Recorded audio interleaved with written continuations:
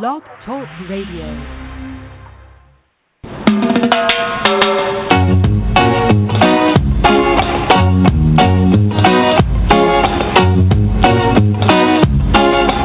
Culture person. I love my roots. I love my culture. I love my Jamaican food. Everything Jamaican. So that's a little bit about me. I'm married. I have two beautiful daughters and a lovely wife. Okay. And I'm living in Book Village in Montego Bay now. All right. So you're in the capital of what people consider like the former capital of tourism. What is that? What got you interested in the tourist industry? Well, not necessarily because of the fact that I'm here. I think I've pretty much been a part of tourism as far as I know. I came to Montego Bay after leaving high school to start a life, if you will, to get a job and so on. Montego Bay was nearer to me than Kingston. You know, Mobay and Kingston is the two largest cities. So right. Many young people after leaving school, they migrate. If they're not already here, they migrate to either Montego Bay or Kingston. So Montego Bay was closest to me because my parents were actually here. I said I grew up with my mom, my grandparents in the country. My parents were here. So it pretty much was automatic for me to come to Montego Bay. And then I've been in tourism since. I've one of few earlier jobs were in the hotel, and I think that's where it started. I started to meet people who were fascinated about Jamaica and realized then that how much we have, how much people appreciate what we have, and so forth. And then eventually I decided after leaving university that, I wanted to do something business. And I was looking online. I said, online is a no-brainer. There's relatively less risk. There's no issues with fire or some of the challenges that we face with a brick and mortar store. You don't have it online. And so I said, you know what? I think I'm gonna want to start a web business, and I was brainstorming what I should do it on, and then it came to me that it really should be Jamaica. I love my country and passionate about it, and that's what happened. I took up the challenge, started writing articles about Jamaica, sharing it, and that started snowballing. Now I have thousands of subscribers, including Janice, who is one of my ardent subscribers. Who I talk to, I communicate, I interact, and share my passion with about my country. That's great. So you have a unique model where you get subscribers, and you have folks who I see people who advertise on your site also, because you bring a very passionate set of subscribers that may engage their services. Is that the model you use? Yeah, and that's part. That's a combination of models. I historically have been using Google AdSense to monetize my traffic. I get close to 500,000 page views per month now. And wow. So, Google AdSense was the primary monetization I use. But over the last year, especially the last year, I've been trying to break out. Well, a couple of years, I've started to diversify. I started with a couple of books. Even though, again, Google remained the 70% of the money I make on the site. I started to diversify, getting books, and then over the last year, I started to invite site sponsors, many of them people who have been passionate about what I do and share, enjoying my articles, responding, communicating back and forth. Many of them are business people, and some of them have decided, I'll you come on board, I'll partner with you, I'll I'll have you promote my Jamaican product, and I give you something in return. So right. I've been doing that. I've been doing that model. That's the most recent model I have on the site. So very encouraging, I must say. In fact, yesterday I announced another partner on my website. So that's pretty much what I've been doing. So the books, the Google primarily, Google AdSense, the books, a few direct referrals, like some wedding coordinators and so on, people like those I refer people to. And then right. the site sponsor, the direct site sponsor. So that's pretty much the core of my monetization mix. Okay, wonderful. Well, part of what you do is actually, in sometime when you're surrounded in paradise, you really don't appreciate the jewel that Jamaica is. What are some of the jewels that the Jamaica tourist industry bring to the fore?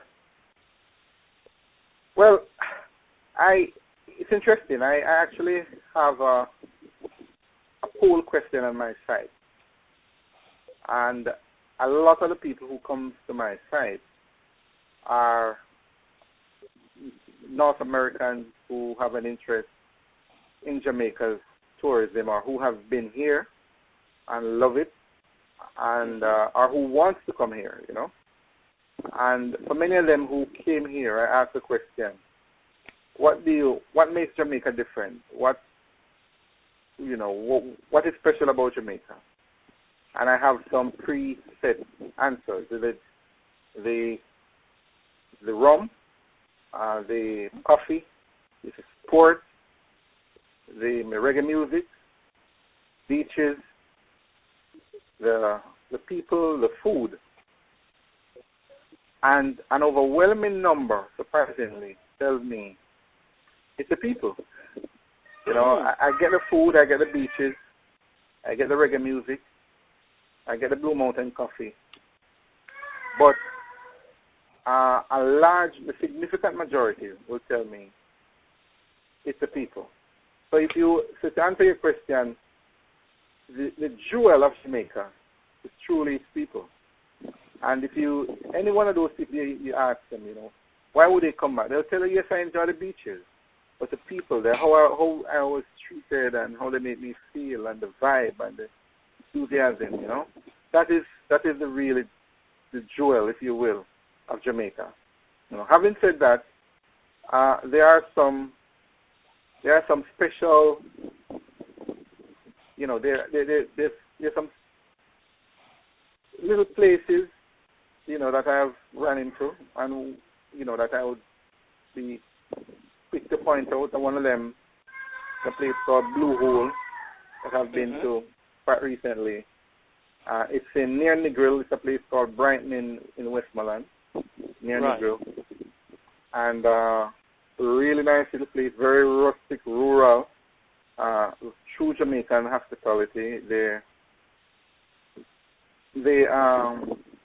It's about 15-20 minutes outside of Negril. You go through a rural community and up, like on the back end of the community, still near the sea, but you don't really find people going that tide very much.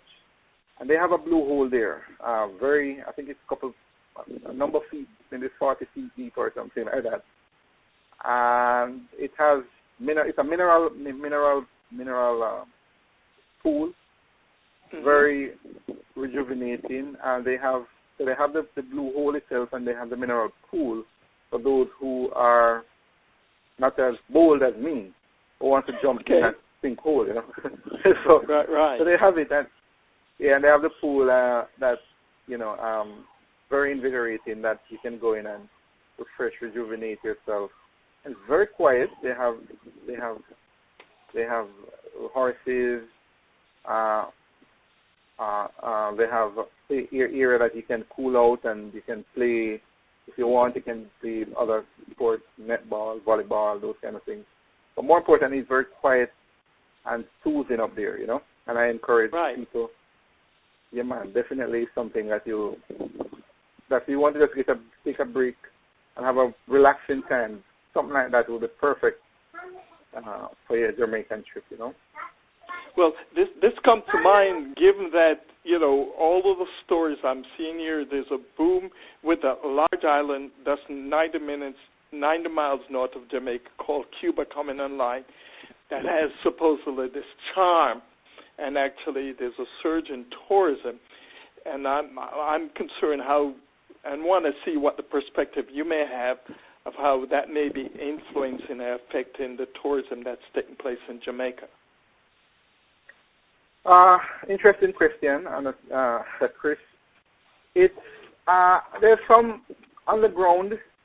There's some anxiety to some extent about Cuba opening up and what that means for Jamaica. But in other quarters, a lot of people are excited about it. So I haven't polled anyone yet, but I know there are mixed reactions to it. But I tell you, I mean, to me, it's really how in life there's always things happening, and so it's really how I'm somebody who heavily believes in personal development and perspective. It's how you look at things. I mean, even the worst situations, good can come out of it. And not saying that this is the worst, certainly by no means. This is a perfect opportunity, I think, for Jamaica. For one, Cuba is our neighbor, you know, and whatever is happening in Cuba, we potentially can benefit. I mean, the cruise ship industry continues to grow. In Jamaica here, last year we had 17% increase in cruise ship arrivals, and it's projected that Cuba will get a lot of cruise ships. Now, Cuba is right next door, and you know a lot of tourists, they do island hopping. So, you know, they'll come to one country, island, and they go to the next and those kind of things. So that's something that Jamaica will definitely benefit from. I know I've read in the press where the port, the people responsible for the cruise ship port, they're looking to improve the infrastructure, if we will, at the major ports of entry for cruise ships, because they feel that many cruise ships will be coming through Cuba and will be stopping by in Jamaica here, and that's a direct benefit for us. Okay. And I know I know the manufacturers are excited. Grace Kennedy is one of those, because they feel that Cuba, the facilities and services in Cuba are not perhaps as upscale, if you will, as Jamaica, and so they feel there's an opportunity right there again to get in early in the market and offer both services and products from the manufacturing perspectives on that side, so they can benefit directly as well. So again, it's how you look at it. I believe that there's tremendous opportunities there as well. More people be looking at the Caribbean because of Cuba, and they're going to look at the Caribbean, they're going to inevitably look at Jamaica. You know? All right. Well, I like your optimistic perspective. But yeah. You've written several books on tourism in Jamaica, and I think you have a unique perspective of engaging your readers. Share with us how you go about engaging those readers. Well, I do everything. Yeah, a lot of it is through my articles. Mm-hmm. I do have my Facebook and Twitter pages and all that, which complements the site. I love social media. The Facebook does a wonderful job for me. I have close to 10,000 Facebook fans now, but a lot of it is through my regular mailing, my newsletter that I send out. I have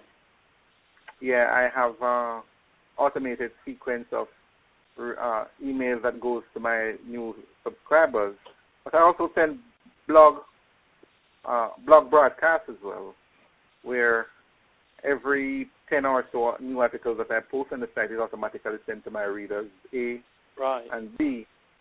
I continue to update new pages, And so I send those out as well,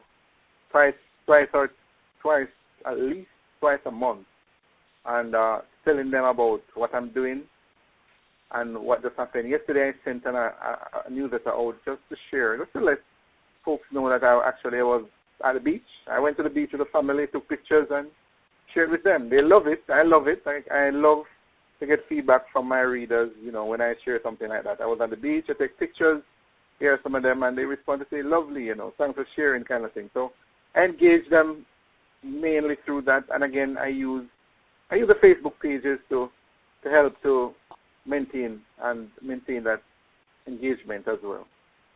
That's wonderful. You shared earlier about the Blue Hole. Is there another gem that's not of Jamaica's tourism that's not widely known that you'd like to share? Like a particular destination point? Yeah, or just fact that we may not be widely known. Well, there's another place, and there's another. I don't know how much of your listeners or viewers know the South Coast. The South Coast of Jamaica is an interesting place. It's obviously not as popular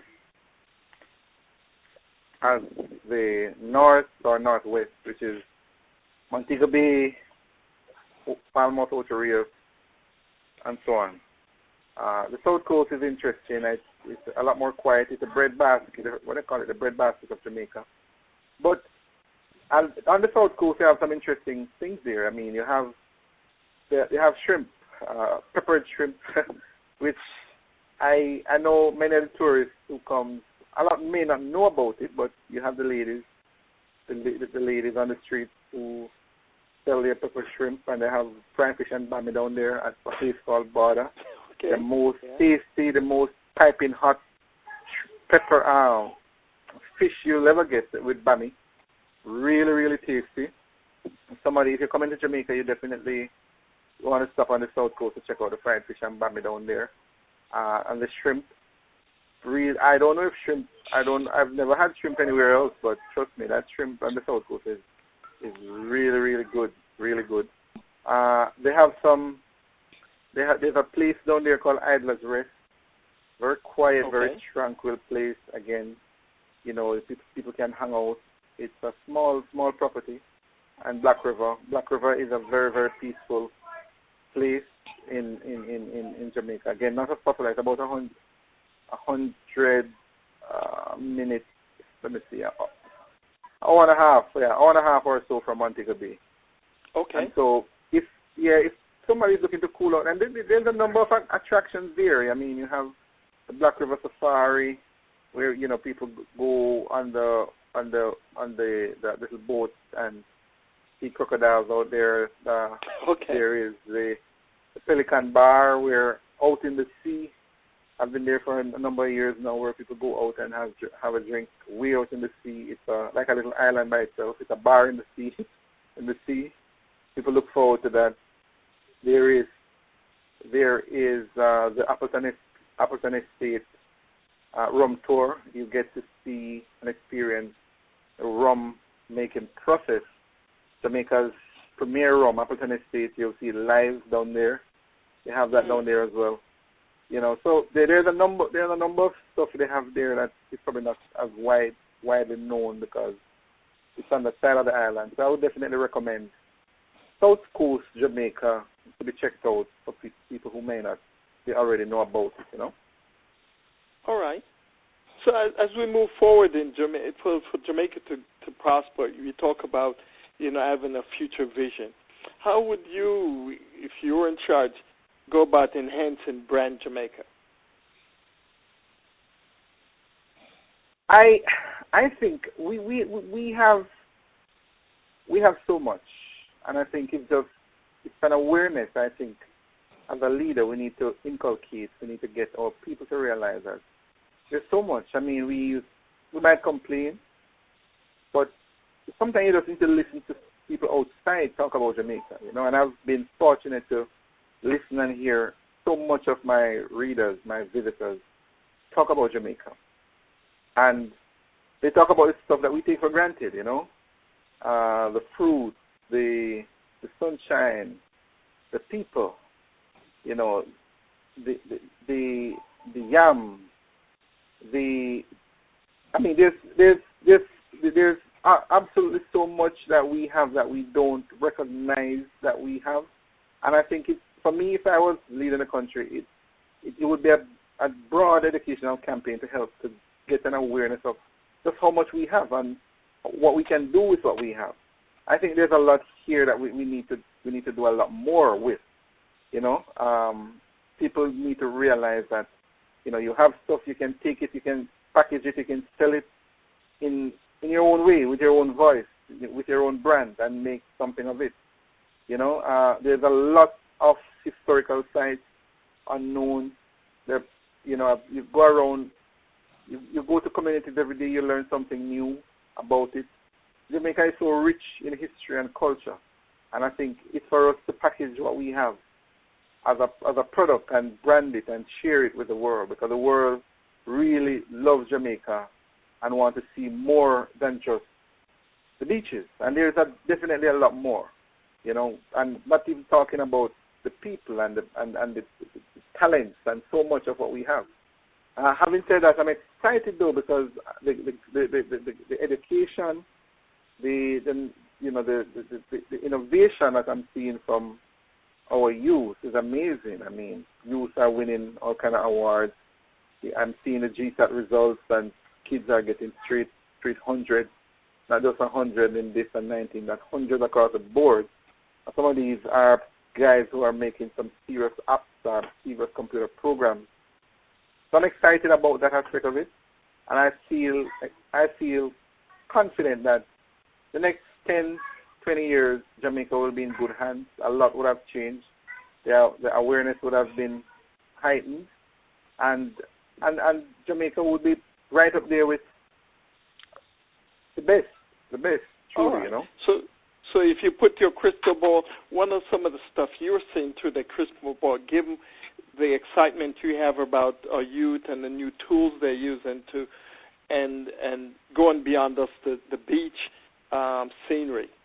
What are some of the things you see coming to maturity, say, in the next few years? Well, and it's basically surrounds the education.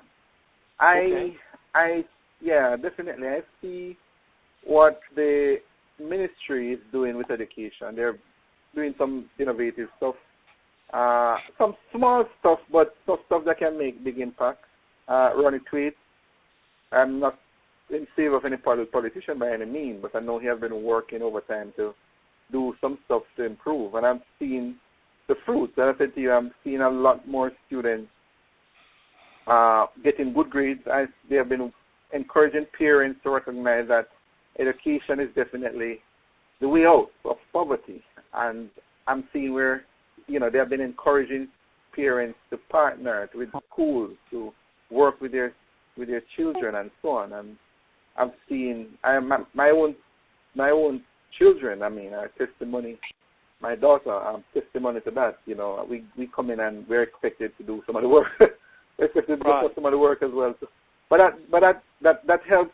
That helps everybody. I mean, it gives the kids confidence to know that parents see their education as important as well. And I mentioned it earlier. I mean, I've seen some real good innovation. They're writing amazing programs and so forth, rivaling the best in the world. So I feel very confident. When we talk about the crystal ball, I feel good that Jamaica is gonna be there, right up there with the world in technology, in innovation, in all of that, engineering and all of that.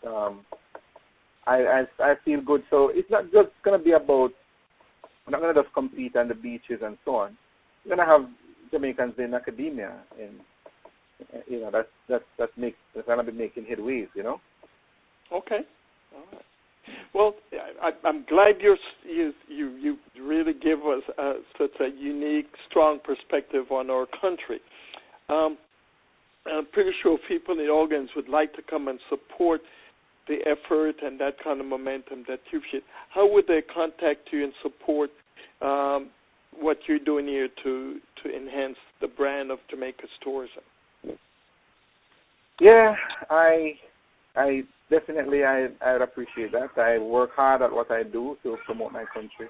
I have my website is at myislandjamaica.com, my-island-jamaica.com, or just go to myislandjamaicaonline.com, one word, myislandjamaicaonline.com.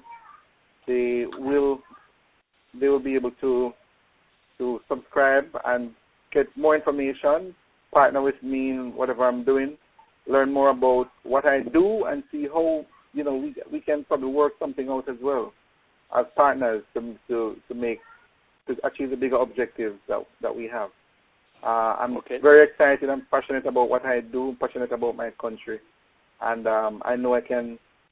Whoever is interested, we can come together to make a difference, make something happen for the benefit of all of us and our country as a whole. About your social media sites, you want to share those? Oh, definitely. I actually have an active Facebook page. It's facebook.com/myislandjamaica. One word, myislandjamaica. The Twitter page is twitter.com/myislandjamaica. Those are the two primary ones I use. I also have Pinterest, which is Pinterest, My Island Jamaica as well. But the Facebook one in particular is the one I've done a lot of work, and it's hard to keep up with all of them, all of those social media. But those are the primary ones I've worked on. There are others, but those are the ones that I have done most of my work and engaged with my readers on. And the Facebook page definitely takes probably 50-60% of the time on there. So yeah, facebook.com/myislandjamaica to engage, to share, to just engage with like-minded people who love Jamaica as well. And I definitely would invite people to come on there and share with us. All right. Finally, any final word of wisdom you'd like to share with our audience?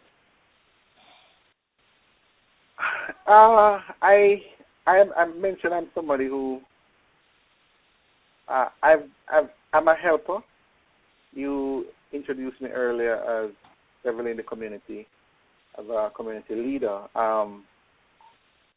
In the community leader in the Jamaican context, may not always come across as something as something good, considering what we know what happened a few years back in West Kingston, But I am definitely a community leader. I am the president of our chairman and director of many of the local organizations, and so I encourage people to help people. That was what I've done with the site. Most of what I do is just share free information. Years after I started to monetize the site, when I see how big it has gotten, started to share information with people about my country, and look what it turned into. So, you give and you'll always get back. Share, help as much those who are less fortunate. Do whatever you can to lift somebody up. The more you help someone, and it comes back to you too.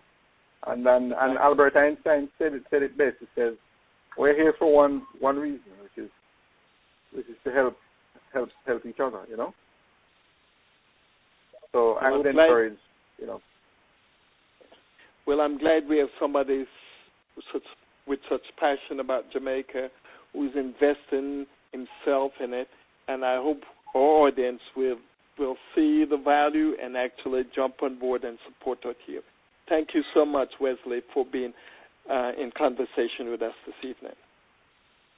Thank you, Chris. The pleasure is mine, and thank you, dear listeners, and those who are involved in this, including Janice and the rest of the group. Thank you so much for your time.